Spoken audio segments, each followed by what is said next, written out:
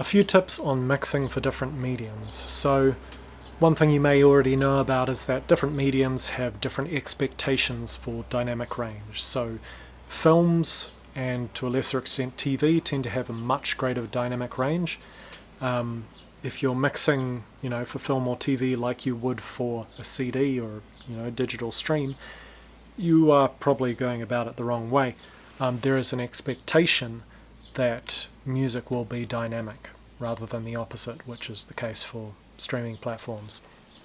On the opposite side of things, if you're doing stuff for games, generally the expectation is that your music will be more compressed than less, and that's simply because it's got to fit underneath usually a whole bunch of very non-dynamic, hard-hitting, punchy sound effects that are kind of coming at you all the time, and it's got to be audible through that.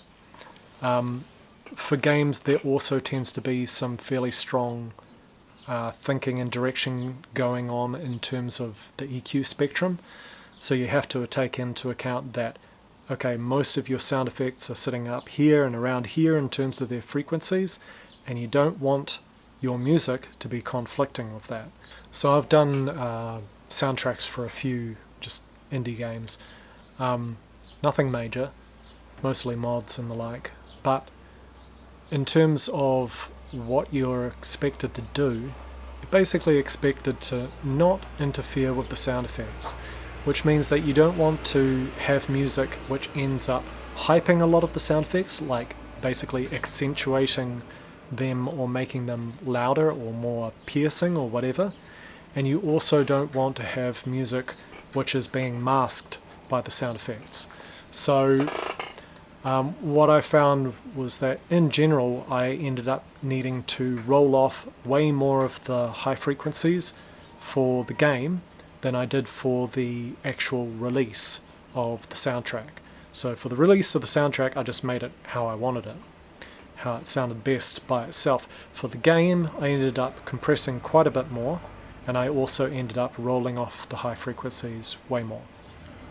That pretty much covers it as far as I'm concerned. If you're doing, for some reason, stuff for live playback, I would lean towards having a more dynamic mix, volume-wise, than a less dynamic one, except when it impacts on the emotion of the music. So if you take away a certain amount of dynamic range and it happens to sound better for that piece, all good, go that way. Just bear in mind that different formats have different needs.